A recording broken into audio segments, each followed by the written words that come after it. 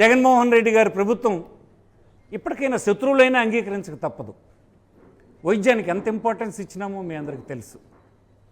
ఒక డాక్టర్ స్వయంగా ఊరొచ్చి పేషెంట్ని కలిసేటువంటి సిస్టమ్ తీసుకొచ్చాం.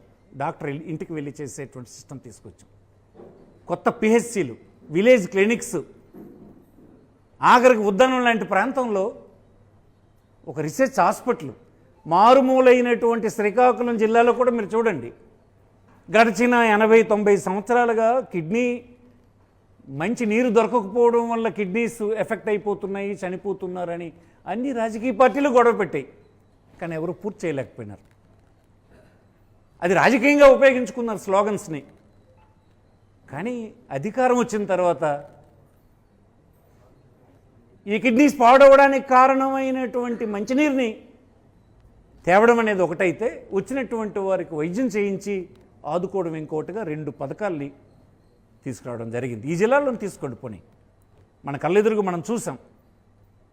800 కోట్ల రూపాయలు ఇచ్చి హిరమండలో నుంచి రిజర్వాయర్ నుంచి నీరు తీసుకుపోయి సర్ఫేస్ వాటర్ అందించే కార్యక్రమం చేసి గ్రౌండ్ వాటర్ని తాకకుండా నిలువరించగలిసి వాడి కిడ్నీ పాడవకుండా నిలపగలిసినాం. ఒక 100 కోట్లు పెట్టి పలాసలో ఒక రీసెర్చ్ హాస్పిటల్ని శాంక్షన్ ఇచ్చి నిర్మాణం చేసి ఓపెనింగ్ చేసి ఈవేళ వైద్యం అందించేటువంటి ప్రయత్నం జరుగుతుందంటే అది జగన్మోహన్ రెడ్డి గారి ప్రభుత్వం వల్లనే, మేమున్నటువంటి ప్రభుత్వ కాలంలోనే చేసినామని మీకు మనవి చేస్తుంది. మీరు ఏం చేశారు చెప్పండి? వైద్యానికి సంబంధించి మీరు ఏం చేశారు? గడిచిన 5 సంవత్సరాల కాలం మీ ప్రభుత్వం ఉంది, తెలుగుదేశం ప్రభుత్వం ఉంది కదా. ఒక్క మెడికల్ కళాశాల ఎక్కడైనా ప్రభుత్వ వైద్యం కింద తెచ్చారా?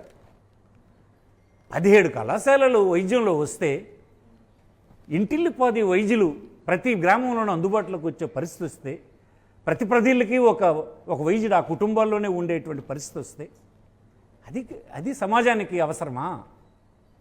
అలాంటి పరిస్థితులు రాకుండా మీరు అడ్డుకునేటువంటి ప్రయత్నం అవసరమా చెప్పండి? ఎవరు వస్తారు? మీరు ఎన్ఆర్ఐ సీట్లకి రిజర్వ్ చేస్తున్నారు. ఎన్ఆర్ఐ సీట్లు ఎవరికి వెళ్తాయి? రేపు పొద్దున్న అమెరికాలో స్థిరపడి బాగున్నటువంటి వారు వచ్చి కొనుక్కొని ఇక్కడ చదువుకొని అమెరికా వెళ్ళిపోతారు. అదే మనం కోరుకున్నది. ఈ వీళ్ళ సమస్య అదే. ఇక్కడ వైద్య విద్య చదివి బయటకు వచ్చినటువంటి కసి మీద ఉన్నాడు. నాకు ఇంత డబ్బు ఖర్చు అయిపోతుంది, నేను పడి సమాజం మీద దోచేయాలి, ఎలాంటి అక్రమాలన్నీ చేయాలన్నటువంటి సమాజం స్థితిలోన ఆ డబ్బు ఖర్చు పెట్టినటువంటి ఉన్నారు.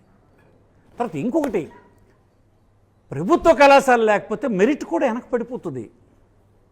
నేను అడిగాను ఒక డాక్టర్ని, ఒక సీనియర్ డాక్టర్ని అడిగాను, ఏమిటి సార్ దీనివల్ల ప్రమాదం అని. చెప్పాడు ఆయన, సార్ ప్రైవేట్ కళాశాలలు వచ్చేస్తే ఒక మెరిట్ లేనటువంటి వ్యక్తుల సంఖ్య పెరిగిపోతుంది వైద్యంలో, మెరిట్ ఉన్నటువంటి వ్యక్తులు వెనక్కి పడిపోతారు. ఆ ప్రభావం వైద్యం మీద ఉంటుంది. దిగజారిపోయినటువంటి విలువల కింద వైద్యంలో కనిపిస్తుంది. చాలా ప్రమాదం, ఇది అంగీకరించడానికి వీలు లేదన్నటువంటి మాట చెప్పాడు. నిన్న అమెరికా నుంచి ఒక కుర్రాడు వచ్చాడు. వాడిని అడిగాను, ఏమి రాని అభిప్రాయం అని. వాడి ఇంట్లో దిగారు. వాడు 3 సంవత్సరాల తర్వాత ఊరు వచ్చాడు. వాడి క్లాస్మేట్స్ని అందరినీ పిలిచి కూర్చోబెట్టి మాట్లాడారట వాళ్ళు ఈ విషయం. ఏ ఒక్కరూ దాన్ని అంగీకరించడం లేదు. నేను ఇంకొక కుటుంబానికి పరామర్శకు వెళ్ళాను నిన్న. ఇంటిల్లి 10 పని చేసుకున్నటువంటి ఒక చిన్న బ్యాక్వర్డ్ క్లాస్ కుటుంబం, అత్యంత బ్యాక్వర్డ్ క్లాస్ కుటుంబం. చిన్న వైద్యానికి ఆయనకి 4 లక్షల రూపాయల వైద్యం అయిందట. ఇంక ఇప్పటికీ అతనికి సమస్య పరిష్కారం అవ్వలేదు. ఇప్పుడు వైద్యం చేయించాలంటే బెదిరిపోతున్నారు. 4 సంవత్సరాలు వాళ్ళు సంపాదించి మిగిలించుకున్న డబ్బుని ఒక చిన్న వైద్యానికి పీకేస్తే, అది మనం చూస్తూ తప్పలు కొడితే చేసుకోండి అని ప్రభుత్వమే దాన్ని ఎంకరేజ్ చేస్తే, వాళ్ళకి భూములు ఇచ్చి హాస్పిటల్ ఇచ్చి మీరు దోపిడీ చేసుకోండి ప్రజలని చెప్తే ఎక్కడికి పోవాలి? ఇక్కడ ఈ సామాన్యమైన కుటుంబాల ఆరోగ్యం ఏమైనట్టు? వాళ్ళకి గతి లేదా ఈ రాష్ట్రంలో? ఈ విధానాలు ఇంత ప్రమాదం ఉన్నాయని మనం చేస్తున్నాను. నేను ఒక మంచి డాక్టర్ని మీరు తయారు చేయకపోతే తరువాత అతని నుంచి మంచి వైద్యం ఎలా ఎక్స్పెక్ట్ చేస్తాం? విలువలతో కూడిన వైద్యం మనం ఎలా ఎక్స్పెక్ట్ చేస్తాం? ఇది ప్రభుత్వాలకి, ఇది ఇతర విషయాలు లాంటిది కాదు. ఇది భారమైన ప్రభుత్వం భరించాల్సిన అవసరం ఉంది. కొన్ని విషయాలు ప్రభుత్వం భరించాలి. ఎడ్యుకేషను, మెడికల్ ఎడ్యుకేషన్ అంటే 2 వైద్యం కలిసి ఉన్నాయి. తర్వాత మా ప్రభుత్వం, మా పార్టీ ప్రభుత్వాలు ఉన్నప్పుడు కానీ లేనప్పుడు కానీ మేము నమ్మింది ఒకటే సిద్ధాంతం, ఈ రాష్ట్రంలో వ్యత్యాసాలు లేని సమాజం ఏర్పడాలంటే,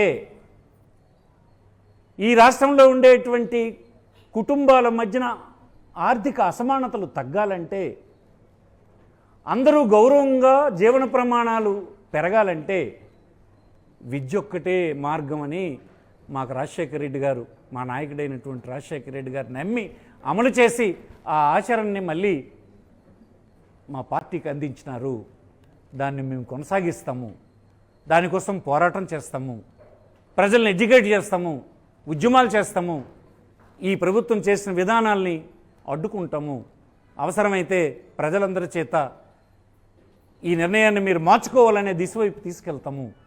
ఇదంతా నేను విజ్ఞప్తి చేసేది ఏంటంటే, పెద్ద ఎత్తున పౌరులు ప్రభుత్వాన్ని నచ్చజెప్పే పని చేయాలని, ఆ మాయమాటల్లో పడొద్దని. మనం ప్రైవేట్ హాస్పిటల్ చూసాం, ప్రైవేట్ వైద్యం చూసాం, ప్రతి కుటుంబం ఎలా మోసపోతుందో చూస్తున్నాం, ప్రతిరోజు చూస్తున్నాం. మన బంధువులు, స్నేహితులు, మన పక్కింటి వాళ్ళు, ఎదురింటి వాళ్ళు, మన ఊరు వాళ్ళు ఎలా మోసపోయినారో, హాస్పిటల్కి వెళ్ళి మన సిస్టంలో ఎలా దోపిడీ జరిగిపోతుందో మనం చూస్తున్నాం.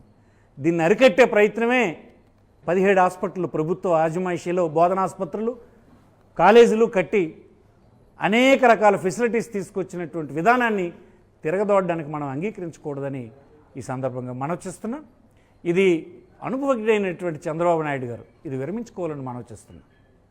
మీరు చాలా విషయాల్లోన ప్రజల్లో వ్యతిరేకత ఉందంటే మార్చుతున్నారు, ఇది వ్యతిరేకత ఉంది, కానీ ప్రజలను బలిచ్చే కార్యక్రమం చేయొద్దని మనవి చేస్తున్నాం.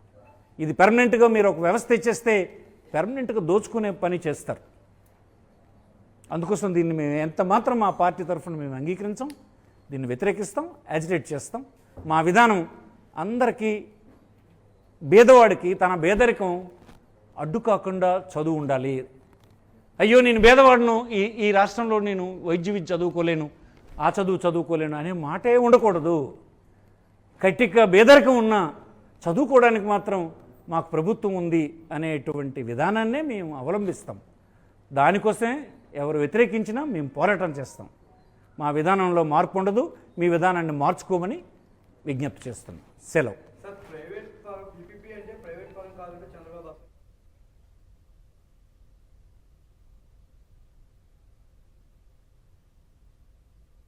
దీంట్లో కాంట్రడిక్షన్ ఉంది కదా, మేము భరించలేము అని అంటున్నారు. అంటే ఏమిటి భరించలేరు? పీపీపీపీ ఏదట పేరు పెట్టినాయి, మేము భరించలేము, ఇవన్నీ చేయలేము అని అంటున్నారు కదా. అంటే ఏంటి? ఈ భరించలేని మొత్తాన్ని ఎవరి దగ్గర వసూలు చేయమని మీరు ఇతరులకు ఇస్తున్నారు?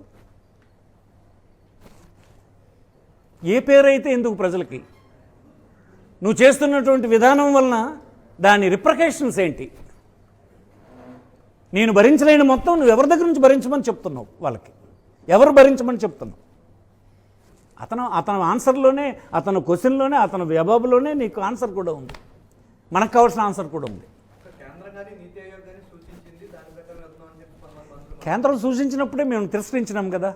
మా రాష్ట్రంలో కుదరదు అని అప్పుడే చెప్పేసి అమలు చేసాం మనం. అందుకే ఇంకో మోడల్ తెచ్చాం. పేద విద్యార్థి 15,000 రూపాయలు కడితే చాలు అతను సంవత్సరానికి. మధ్యతరగతి కుటుంబం పెద్దవాలి అని అనుకుంటే 15 లక్షలు కడితే చాలు.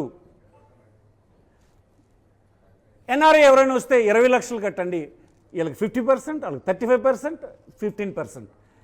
దాన్నే కాదన్నటువంటి ప్రభుత్వం ఆనాడు అపోజిషన్, ఈనాడు రూలింగ్లో ఉన్నటువంటి తెలుగుదేశం ప్రభుత్వం అదే మళ్ళీ అమలు చేస్తుంటే ఎలా? అంతకంటే ఘోరంగా అనుసరిస్తుంటే ఎలా? అది తప్పని చెప్పినటువంటి వాళ్ళు మళ్ళీ ఇది అనుసరిస్తే ఎలా? అందుకోసం కాంట్రడిక్షన్ ఇదంతా. అంత కన్ఫ్యూజన్ అవసరం లేదు. మనకి ఏ గ్రామంలో చూసినా దోచేస్తున్నారు. ఆరోగ్యంతో కుటుంబాలు కుదేలైపోతున్నాయి. ఎవరింటికి వెళ్ళినా తలపట్టుకుంటున్నారంటే వాళ్ళకి మిగతా సమస్యలు లేవు. ఒక ఆరోగ్యం దగ్గర దోపిడీనే ఇప్పుడు ఈ సమాజంలో మనం ప్రభుత్వాలు ఎవరు నిరోధించలేకపోతున్నాం. అర్జెంటుగా కేంద్ర రాష్ట్ర ప్రభుత్వాలు దీన్ని అడ్రస్ చేయకపోతే సామాన్యమైన కుటుంబాలు రాష్ట్రంలో మరి మిగలరు, దెబ్బతింటారు. అందుకే దానికి వ్యతిరేకంగా జరుగుతున్నటువంటి నిర్ణయం మరీ ప్రమాదం. ఇది టాపిక్ అనేది ఇంకా మరి మార్చకండి. ఇది వెరీ నువ్వు రుచుకొని రాసేసి ఇవన్నీ వదిలేస్తున్నాయి.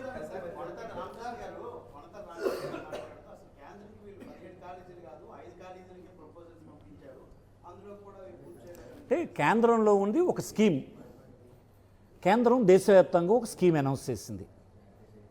ఆ స్కీమ్కి ఎలిజిబిలిటీ వచ్చినటువంటి ప్రాంతాలు ఆ స్కీమ్ కింద పంపించాం. మిగతావి మనం ఒక స్కీమ్ పెట్టుకొని దాని కింద చేయడానికి. ల్యాండ్ ఎక్వైర్ చేయడం అంగీకరిస్తున్నారు కదా, కంప్లీట్ చేయలేదని ఆలే అంటున్నారు కదా, కొన్ని బిల్డింగ్స్ కట్టి మధ్యన వదిలేసారా అంటున్నారు కదా, అది మేము చెప్తున్నాం కదా. ఫస్ట్ ఫేజ్లో 5 కంప్లీట్ అయినాయి, సెకండ్ ఫేజ్ మరో 5 ఉన్నాయి, థర్డ్ ఫేజ్లో ఉన్నాయి, డిఫరెంట్ స్టేజ్ల్లో ఉన్నాయని మనమే చెప్తున్నాం కదా. కేంద్రానికి పంపించడమే కాదు, మనం ఒక స్కీమ్ ఫ్రేమ్ చేసాం. ఆ స్కీమే ఇది సెల్ఫ్ ఫైనాన్సింగ్. దాంట్లో ప్రభుత్వం సపోర్ట్ తోటి ఆ సెల్ఫ్ ఫైనాన్స్ స్కీమ్ కింద హాస్పిటల్, బోధన ఆసుపత్రి ఆ మారుమూల ప్రాంతాల్లో తీసుకెళ్ళాలి. మీరు చూడండి, పార్వతీపురం లాంటి దగ్గరికి ఏ ప్రైవేట్ వాడు వెళ్తాడండి? వెళ్తే ప్రైవేట్ వాడు ఉంచుతాడు ఆ పార్వతీపురం ప్రజల్ని? వెళ్ళిన వెంటనే ఇన్ని టెస్టులు రాసి ఇస్తారు. అతను అవసరం లేని చచ్చిపోయిన పేషెంట్కి ట్రీట్మెంట్ చేసేస్తుంటారు. మీరు చూస్తున్నారు. దేనికి చేస్తున్నారు చెప్పండి? ఎప్పుడు చచ్చిపోయాడు? చచ్చిపోయినాడు ఉండే ఇంకా బతుకుతాడు అని చెప్తుంటారు. దేనికి? ఆ బిల్లు వచ్చినంత బిల్లు ఎక్కడికి? ఆడు చెల్లించగలడా లేదన్నది అంచనా వేసి వీడికి ఎంత ఆస్తి ఉంది, ఈ ఆస్తి వరకు మనం చచ్చిపోయినోడికి అలా ఉంచవచ్చు, బతికినట్టు చెప్పొచ్చు మనం చెప్తుంటారు. ఇంత దిగజారిపోయిన పరిస్థితులు ఉంటే ఇలా ప్రజలను వదిలేస్తే ఇది ప్రభుత్వాలు చేయాల్సిన పనా? ఇది ప్రభుత్వాల బాధ్యత కాదా? ఇది చాలా అన్యాయం. ఇది ఇంత దోపిడీ ఎక్కడైనా ఉందా? పట్టుపగలు నగలు లాగేసినట్టే ఆడ ఆస్తి లెక్కేసి ఆడ ఆస్తి అయిపోయినంత వరకు హాస్పిటల్లో ఉంచి తీకేస్తున్నారు. రోజుకి 2-3 కేసులు వస్తుంటాయి. బతిమాలతో రే ఆడికి ఏం లేదు, గోసిగుడ్డలు తప్ప ఎట్లు లేవు అని అంటే లేదు శవమేమో అని చెప్తున్నారు. మీ అందరికీ ఎక్స్పీరియన్స్ ఉంటుంది. మీరు విలేకరైతే మీరు కూడా కుటుంబాలే కదా, అది సాధారణమైన కుటుంబాలు కదా. శవం ఏమో అని చెప్తున్నారు. వాళ్ళు తప్పని నేను అన్నాను. ఎందుకంటే మనం పెట్టుకోమని ఇచ్చాం, పెట్టుకొని దోచుకోండి అని ఇచ్చినాం. ఇప్పుడు కూడా మళ్ళీ అల్ట పని చేస్తున్నాం. ఆల్టర్నేటివ్ వస్తే ఆల్టర్నేటివ్ రానివ్వకుండా అడ్డుపడే పని కరెక్టా ఇది? ఇంకో బాధపడండి, ఇంకోలా జనరేట్ చేయండి. కానీ ఈ హాస్పిటల్స్, బోధనా హాస్పిటళ్ళు, ఆ వైద్యం ఎంత మీరు ప్రైవేట్ పీపుల్కి ఇస్తూ ఉంచుతాడా? ₹1 కోటి పెట్టి సీటు కొని చదవడానికి మరో ₹1 కోటి పెట్టి ఆ డాక్టర్ గారిని సమాజం మీదకి వస్తే ఎంత కసి మీద ఉంటాడు అనుకుంటున్నావు? చంపేస్తాను, దుర్నులందరికీ చంపేస్తానని బతుకున్నోడికి చంపేసి డబ్బులు లాగేస్తాడు. న్యాయం తప్పేముంది? నేను 2 కోట్లు ఖర్చు పెట్టుకుని ఇది చాలా ప్రమాదం. ఇది బాధ్యత లేకుండా వదిలేయడం కరెక్ట్ కాదు. నేను అందుకోసం ఈవేళ ఈ విషయం మాట్లాడాలనుకుంటున్నాను. దయచేసి దీన్ని డైల్యూట్ చేయకండి. మాలాంటి వాళ్ళ మాటలు ఈ ప్రభుత్వానికి చైతన్యాన్ని కలిగిస్తాయని, మార్చుకుంటారని నేను కోరుతున్నాను. నమస్కారం.